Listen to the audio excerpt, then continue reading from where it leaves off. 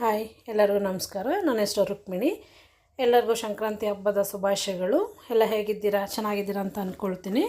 ಇವತ್ತೊಂದು ಸಿಹಿ ಪೊಂಗಲ್ ಮಾಡೋಣ ಅಂಥೇಳಿ ಬನ್ನಿ ನೋಡೋಣ ಮಾಡೋದು ಹೇಗೆ ಅಂತ.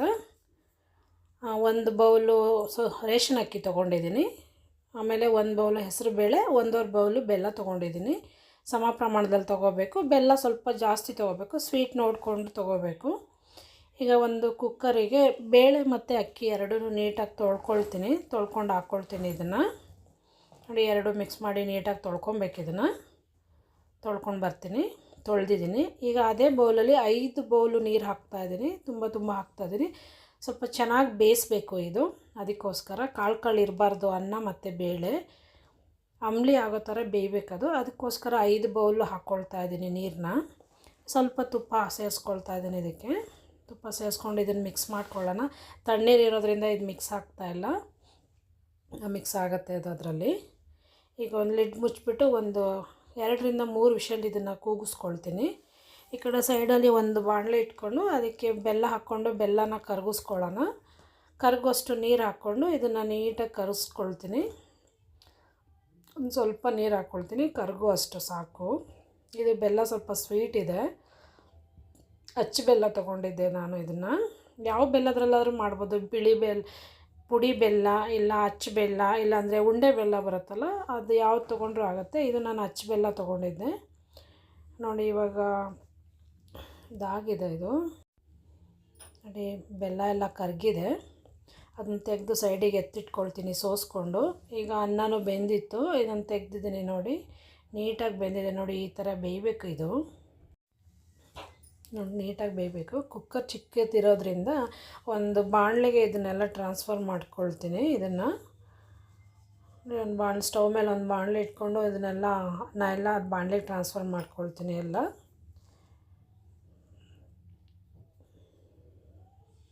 ಈ ಟೈಮಲ್ಲಿ ಇಟ್ಕೊಂಡಿದ್ವಲ್ಲ ಬೆಲ್ಲದ ಪಾಕ, ಅದನ್ನು ಹಾಕ್ಕೊಳ್ತಾ ಇದ್ದೀನಿ. ಹಾಕ್ಕೊಂಡು ಇದನ್ನು ನೀಟಾಗಿ ಒಂದು ಮಿಕ್ಸ್ ಕೊಡೋಣ. ಇದಕ್ಕೆ ಸ್ಟವ್ ಹಚ್ಕೊಂಡಿದ್ದೀನಿ.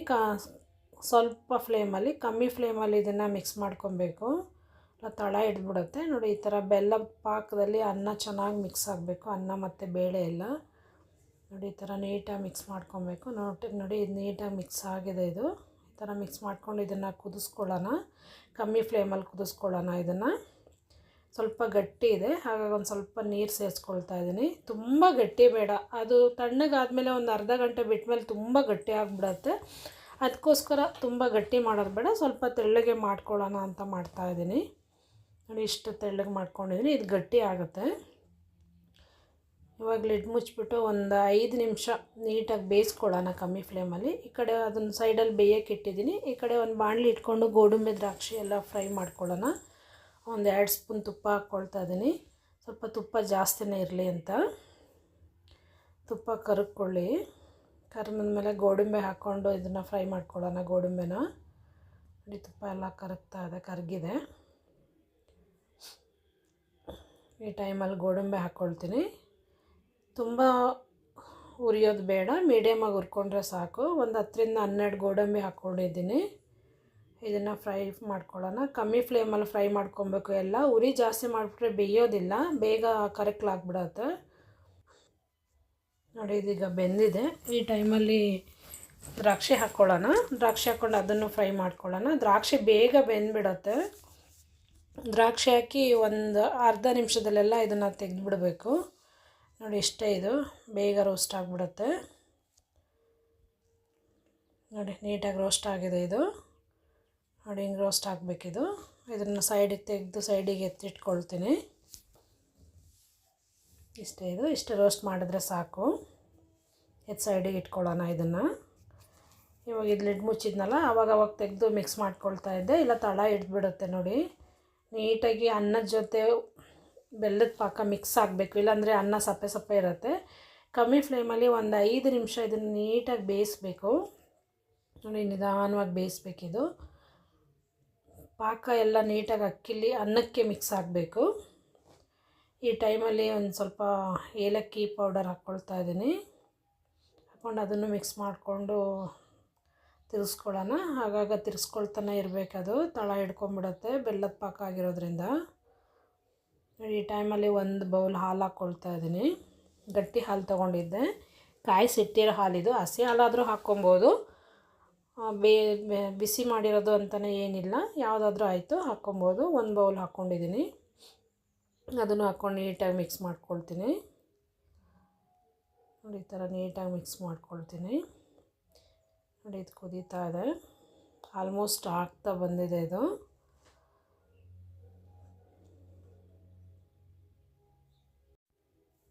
ನೋಡಿ ಇದು ಕುದೀತಾ ಇದೆ, ಇದು ಆಗಿದೆ. ಇದು ಈ ಟೈಮಲ್ಲಿ ಹುರಿದಿಟ್ಕೊಂಡಿರುವಂಥ ಗೋಡಂಬಿ ದ್ರಾಕ್ಷಿನ ಹಾಕ್ಕೊಳ್ಳೋಣ.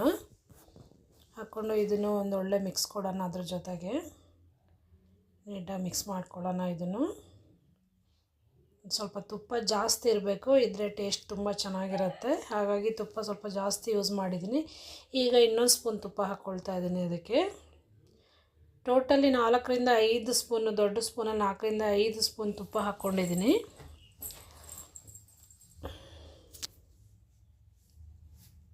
ಇದನ್ನು ಮಿಕ್ಸ್ ಮಾಡ್ಕೊಳ್ಳೋಣ. ಹೀಗೆ ನಿಧಾನವಾಗಿ ಮಿಕ್ಸ್ ಆಗಿದೆ ಇದು ಚೆನ್ನಾಗಿ. ಇವಾಗ